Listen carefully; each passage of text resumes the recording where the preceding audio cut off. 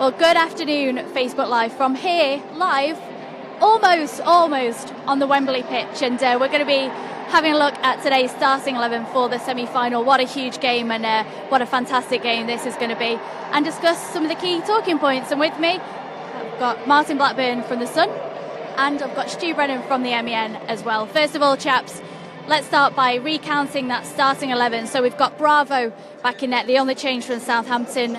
Then we've got Navas, Company, Otamendi and Clichy, Fernandinho and Torre, that fantastic partnership, Kevin De Bruyne, Silva, Sané and Aguero. Martin, what are your thoughts on that?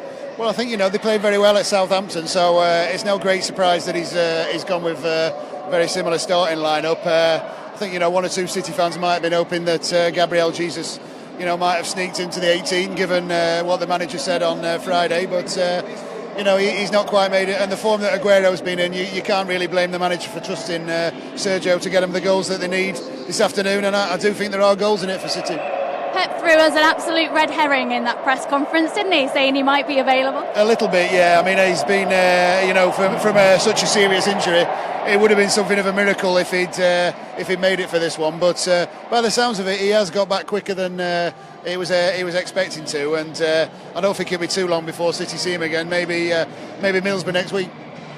Stu, just the one change for us with Bravo in net, but it's fantastic to see Company back in the starting lineup again. It is. A few fans might not be very happy about Bravo being in goal, but I remember last time we came here to Wembley and they weren't very happy that Willy Caballero was in goal, and he ended up being a hero, and really that moment changed his City career, certainly. So you never know. I mean, Claudio Bravo might just be his day to become the hero, and that'll change things for him. We all know he's got the quality. You don't play at Barcelona, you don't be a top keeper for Chile without having that quality. So hopefully this will be Claudio Bravo's day. And as you say, Vincent Kompany, he was exceptional, I thought, at Southampton last week, and he inspired the rest of the defence. I thought Nicolas Otamendi was outstanding as well. So there we go. That's why the back four is unchanged, I think. Let's just talk a little bit about Vincent Kompany. You can't underestimate the effect that he has on the team. As you say, he lifts the players around him, doesn't he? He does lift the players around him. You get the feeling he lifts the whole club. We get that sense when we interview Vinny in the mix zone after games. He has a presence about him. He has an aura. He's an intelligent fella. He's a born leader. He's got something about him that makes people want to follow him into battle. And he showed that at Southampton. And he does have that aura that brings people with him. And hopefully we'll see that this afternoon.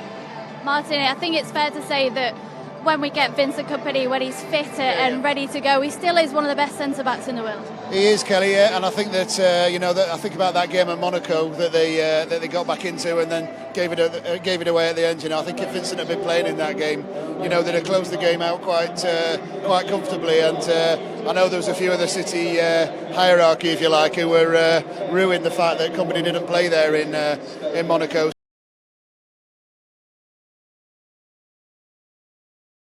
He must still have a lot of miles in the tank if he can prove his fitness, as I say. Another player we have to mention, because we're here at Wembley, he absolutely loves playing here, is Yaya Touré. Could he be the key man for us today? Well, I mean, he's in all of City's sort of big days here, take away the two in 2013. But, the 4 trophies that they've won here, well, the 3 trophies they've won here and that first semi-final against Man United, which was such a famous day for the club, he's ended up playing, making the headlines, if you like. So we don't know what's going to happen with him next season, but he'll certainly want to write a happy sort of final chapter, and he just seems to love this stage. I don't think City fans will ever forget what he did in 2011. Those 2 winners, and the goal he got against Sunderland as well, the equaliser in the Capital One Cup against Sunderland was an outstanding goal. One of the great goals that this stadium's seen. Well, not just a big game player, but that partnership that he's formed with Fernandinho really works well, doesn't it? Yeah, it has done down the years. I mean, Fernandinho was his legs originally. He was the one who ran himself into the ground and let Yaya play. I mean, under Pep that's changed a little bit, because Yaya's now expected to match Fernandinho's work rate, really, even though he's cracking on a little bit. But he's done that, to be fair to the lad. He works hard. He's not quite the player he used to be. He's not that box-to-box player that we were talking about in 2011, 2012.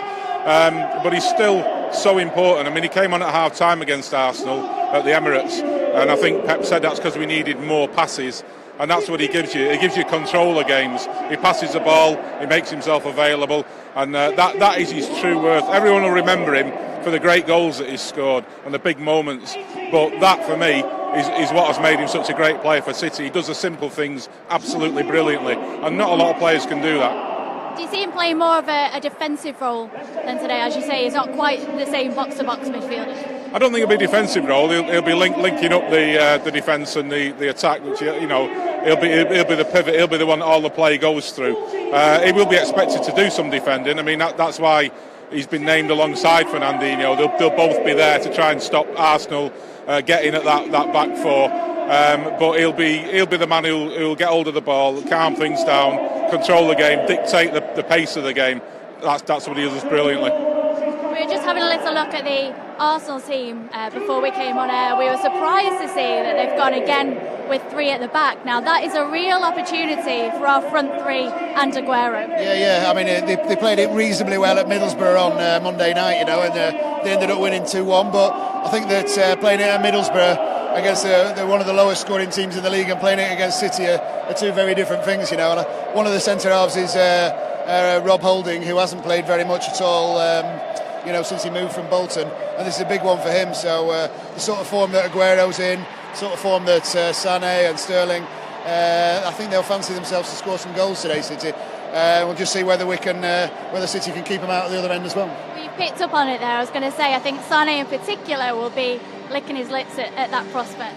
Yeah, I think he will. He scored 2 goals against Arsenal, including his first goal for City, of course, this season already. And he looks for that width, and if you're playing 3 at the back, there's always a risk that somebody's going to get down the sides of you. That needs your two wide men in midfield, your wing backs if you like, to get back and defend really, really well. It's not an easy job to do, and when you've got someone like Sané there, and I suspect we'll see Raheem Sterling at some stage in the second half if things remain tight. You've got those two wide on this. It's a big, wide Wembley pitch, widest pitch in the country, I believe. When you've got those two, or even that one with Sané on this pitch, it'll be difficult for Arsenal. But it's a gamble. Wenger's taking a gamble, and it could make it an absolutely brilliant game. It could be attack all the way. I do think this is a kind of game that Sané will relish, though. It's his first time at Wembley, and he is one of those big game players. He's turning out to be one of those big game players. Yeah, nothing phases him. He just seems really relaxed about everything. He's taken everything in his stride. Didn't have the greatest of starts for City, of course, because he was injured, and then it took him a little bit to bed in. But once he's done that, he just doesn't seem to be bothered, and he's taken that with him onto the international stage for Germany as well. And if you can turn out and play for Germany, the kind of pressure that there is with their heritage and their history, and not let it bother you, you can certainly do it in a game like this. And I think he's going to be an absolute legend in years to come, this lad. Yeah, no doubt he's on fire. I think it's two managers today who want to win. They want to get the final and get that piece of silverware for very different reasons. Obviously Pep's going to want it in his first season. Arsenal's going to want it after the season that he's had, and some of the questions from the fans. Do you think it's going to be a case of who wants it more today? I think they'll both want it. I mean, Pep's never gone into a game in his life, from being 6 years old. I think he probably wanted every single game more than just about anybody. It may be a case of who needs it more. I mean, Wenger probably needs it more because it's him whose job's up for grabs, and if he ends his season without anything, he hasn't really got much of an argument to put up against the Wenger out brigade that we've been seeing. Pep will be desperate to win a trophy in his first season. He'll really want one. The club will want him to win one as well. So it is a huge game for City, and it's a huge game for him. But you could argue it's a bigger game for Wenger. But I don't think Pep Guardiola will see it that way at all. Yeah.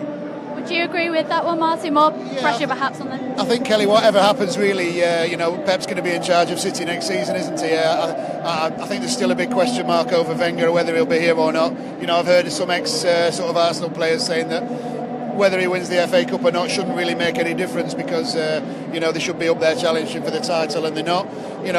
Guardiola's still in his very, very much in his early days, so building towards something. And I think a lot of Arsenal fans feel that Wenger is now sort of falling away a little bit, and they're ready for change. So huge for both of them. But I think it matters slightly more to Wenger. But of course, City fans will be desperate to do it, and Pep will be looking for another trophy for sure. I'm not going to ask you your score predictions, but after yesterday's game, it was a fantastic game. Lots of goals, maybe 6+ goals today. What do you reckon? Well, I was asked this in the week. I was asked to give a prediction, and I said 2-1 City, but they'll score in the 89th and 90th minutes. And I got absolute stick for it, saying you can't put us through that. I had to remind them I wasn't scripting this; I was just predicting it. You know, but I hope it isn't, because that's a nightmare for us journalists. 2 late goals, but I'll stick with a prediction of 2-1 City. Yeah, I think that's a fair prediction, isn't it? Yeah, I'm going to go for City to win. Certainly, I think there might be good, a good few goals again. I think you might see maybe 3-1 City. So I think they'll have too much firepower for this Arsenal defence. 2-1, 3-1, we'll take either. Just a final note, we can almost say we've stood on the Wembley pitch, almost. Yeah. Well, if I stand here long enough, I might get a place on the bench, possibly. We'll wait and see. You never know. Well, thank you very much for joining us, guys, and thank you for joining us on Facebook Live. Hopefully a win today and on to the final. See you then.